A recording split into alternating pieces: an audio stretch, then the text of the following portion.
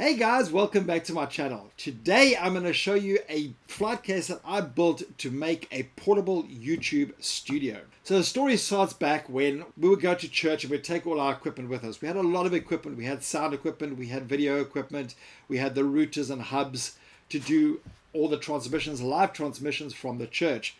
But it was always a mission to set up. We'd have to take the monitors apart, take the stands off, pack everything away.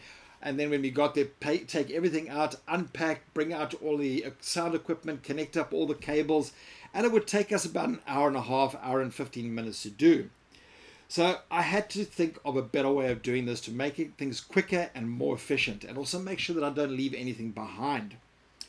So as you can see by this photograph, I built a flight case into a tool case, or one of those aluminium tool cases. I built our system in there.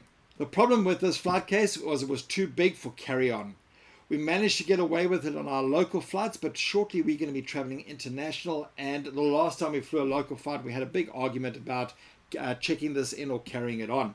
I do not want to check this equipment in. There's a lot of value and a lot of valuable equipment in this case, and so I didn't want to check it in, and it must be carry-on. So to avoid future arguments and also restrictions from British Airways when we fly to the US later on this year, I decided to build my own flight case, because whatever I found outside there, it was able to be carried on, but I couldn't put all my equipment in there. I couldn't fit it, especially the monitor. The monitor was the biggest trick. So after a lot of humming and hawing, I decided to make my own flight case. And this was a lot more difficult than I thought initially. Coming up with different designs and doing things on the fly and wasting a lot of prints. I printed out a lot of stuff that I don't use anymore, but it was a great learning experience, and it was an iterative design. So the first design I came up with, I used something off Thingiverse where I would have a corner that I could mount my parts into this. Sorry, let me go this one, and I could then do the vertical into that like such, and we could screw it all together. But it wasn't strong enough. I felt that it was very weak, and it became very flimsy, and the case became very flimsy. Now I'm going to be carrying a lot of weight on this case. There's going to be, it's around 15 kilograms, and that is in the case. And yes, it is legal to check in up to 25 kilograms on British Airways, so I did check that as well.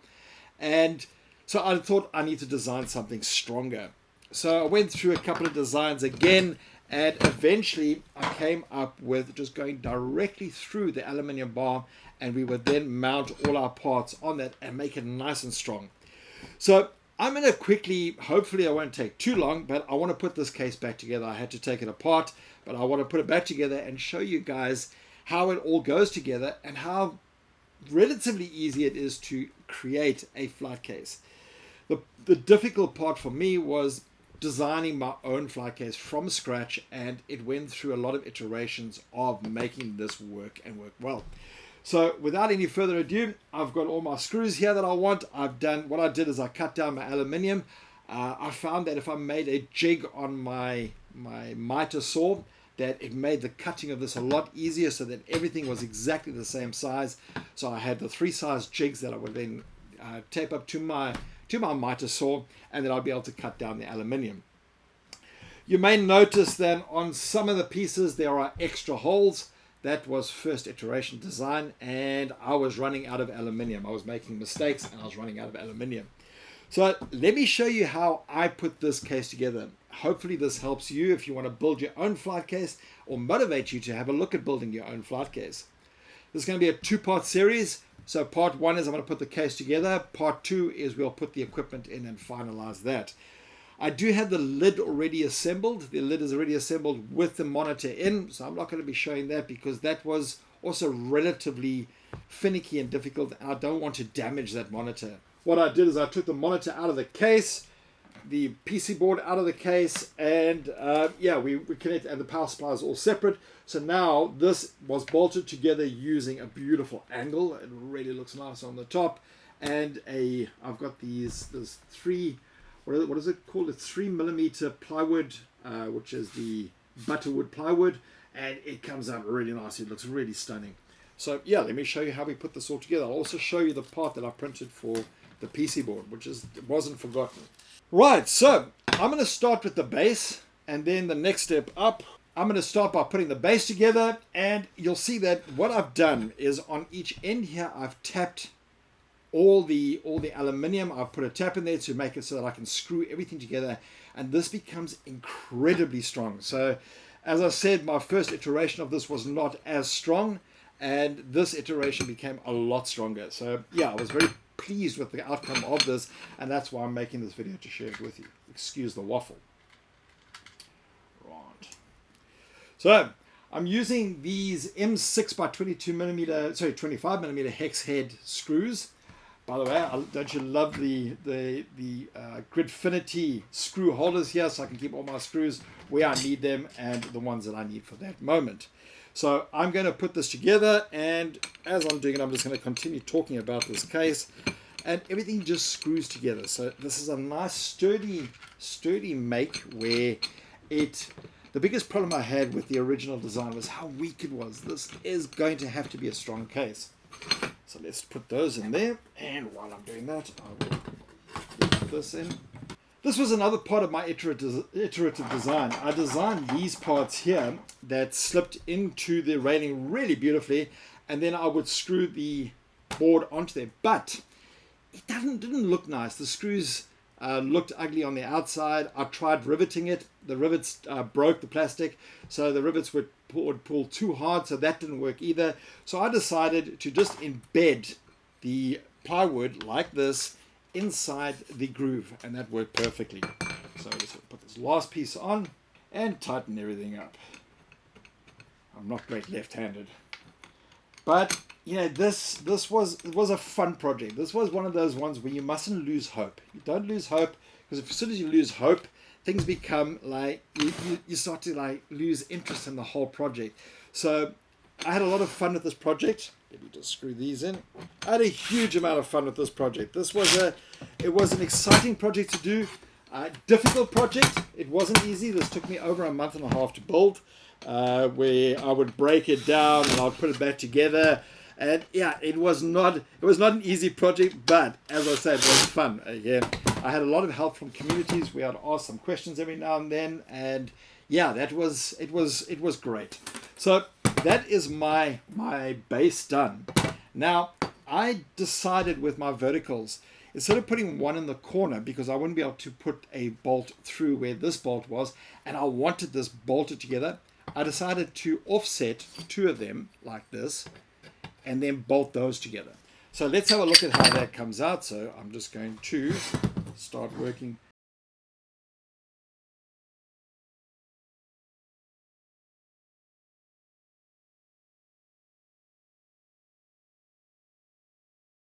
There we have the four sides on there. All four sides are on. So I'm now going to put in, so what I decided to do was to give all the strength I needed. These parts here are for the latches, and this part is for the handle. This at the back is just an additional support at the back here to just give that additional support so there's no flex in the 2020.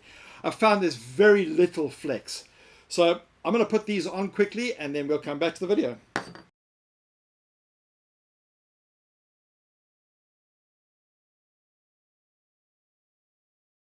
And there we have it. So these are all our verticals in, and this gives it a lot of extra strength. So again, I want to reiterate that I wanted to make this case as strong as possible. So now I'm going to put my panels in to close off the case, then we'll put the top on. I have not screwed everything completely tight because obviously we want to be able to adjust and align as we go along. But yeah, let's put the other base on.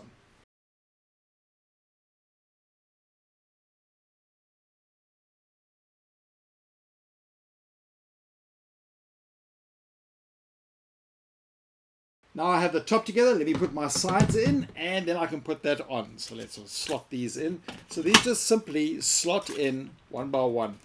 Now, I had an idea with this is to put some leather on, so I will be getting some leather in the near future, well, the fake leather, and I will be slotting that in, and I think that'll add a huge aesthetic to this whole case. We put some on the top, and that looked absolutely amazing. There's all our sides in, and yeah, it's starting to take some real great shape, and you can see that this is a really sturdy box. So what I'm going to do now is I'm just going to bolt the top on with all of those panels aligned.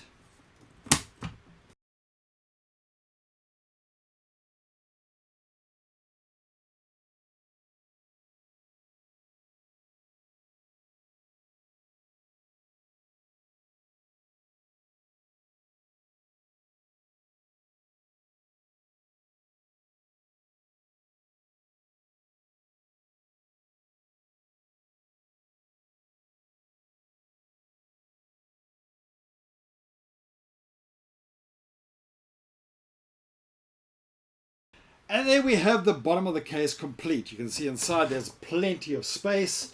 It's very, very sturdy. This is very strong and holds together really well. So this is when I started to do a whole bunch of 3D printing. I printed this little 3D part that's going to go in here. I'm going to make one so that it goes all the way around. I'm still thinking about printing that maybe in something like TPU or something like that, or TPR, just to get a little bit of flexibility and a kind of a seal on this case.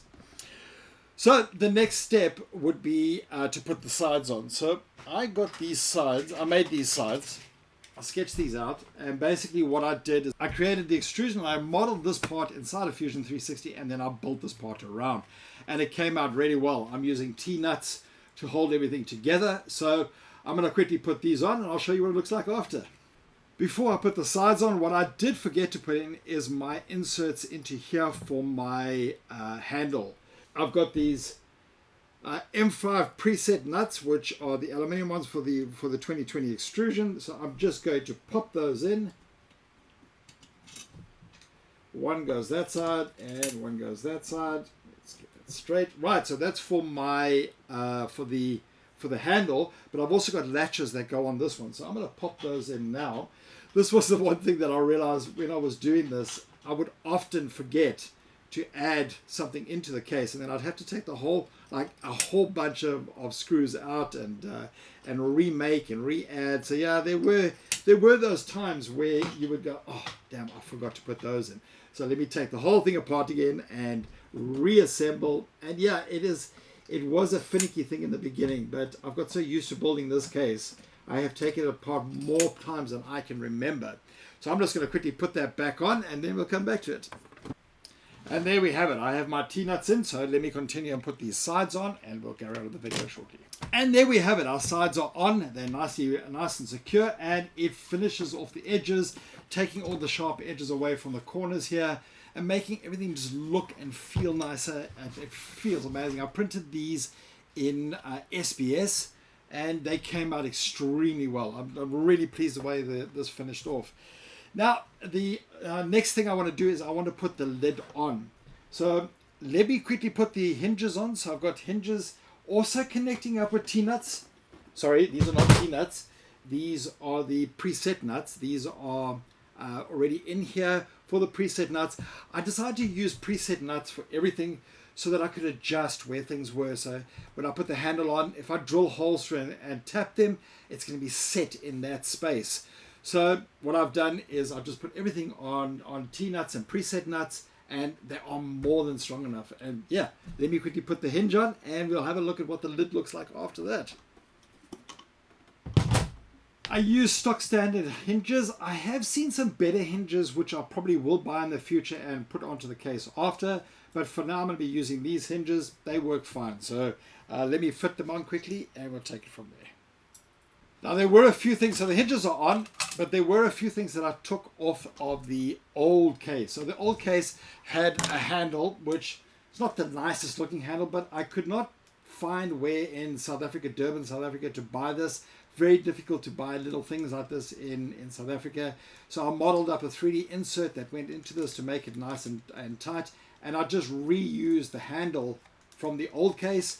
I reused the supports to hold the lid open. I used that from the old case. So there were a few things that I did reuse, which was quite nice that I could do that. Let me put the lid on, and then we'll show you the case finished up.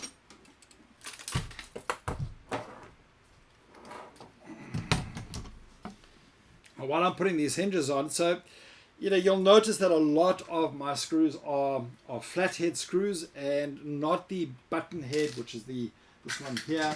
I did get some these button heads. That's for two reasons. Number one, I really struggled to get these button head screws, and it was a mission getting them, especially in South Africa. Here they're not so widely available. You have to look far and wide, and after I'd finished everything, I found them. The other reason is I've got if anything goes wrong, I've got a flat and a Phillips screw that is on my keyring, which I bought. I'll show that here. This is where I bought it from. I bought it from Takealot. And that little screwdriver allows me to do on-site repairs or tighten ups or anything like that that I need to modify at any time if I need to do that while I'm out in the field. So I rather than carrying some Allen keys with me in a separate container, a separate box, I've got the ones that go onto my keyring. Now, people are going to say, but you're not allowed screwdrivers on the plane. You actually are. I did quite a bit of research into this. You are allowed a screwdriver that is a flat or a Phillips that is less than 7 inches long. So I bought these little keyring ones that go onto my keyring, and they're there just for an emergency. If I need to adjust anything or change anything, it's quick and easy to do so because I've got the screwdrivers on my keyring and I can just do that as we go. So yeah, it is a lot I've learned from this whole design of this flat case, and it's been a heck of a lot of fun, I must say. And yeah, it's something that I've enjoyed doing and was a real good challenge. Right, so those are my hinges on. So as you can see, my lid is now on and my hinges are on. I got these nice little latches on at a hardware store, so I bought those and I'm going to put those on now, and that will almost finish the outside of the case. I'll add the link to where I got all the aluminium from. So I got all the aluminium from a company called Modulus in South Africa here, and they sent me all the modular assembly designs or something like that. I'll have to get the exact name. I'll post a link below, and had some great help from them with some little design issues that I was having and what aluminium to actually use. They suggested the 2020. So yeah, they're quite excited about this because it just proves to them that and our people outside there that this works as a case design. So really, as I've said a few times, an exciting project. Again, the preset inserts really help with alignment and getting things to finally line up. So really a useful way of adding, rather than tapping the screws and then going from there. Just using these preset nuts and the T-nuts has made my life a lot easier.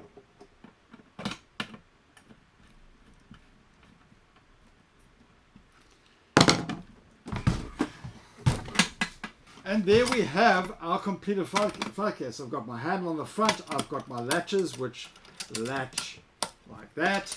I could put a lock through there just to lock it up. This is very distinctive. This is very much my design. As you can see, I've modified this at the top here as well. I created these little offsets that make it nice and soft and smooth so that it doesn't dent or scratch anything. And there we have it. And then when we open it up, so that's that latch. Open it up, there's my screen. I've got my side here holding it up so it's vertical. Got my screen and everything is done. So that is the part 1 complete. I hope you guys enjoyed this video. Give me some comments down below if you believe that I did something wrong or I could have done something better, or if you really like this design, let me know in the comments below. Hit me up a like, and hope to see you soon with part 2. I'll put part 2, I'll put everything together, I'll put all the parts in, and I will share that video soon. So yeah, that's part 1 of this flight case design. Thank you so much for watching. See you soon. God bless.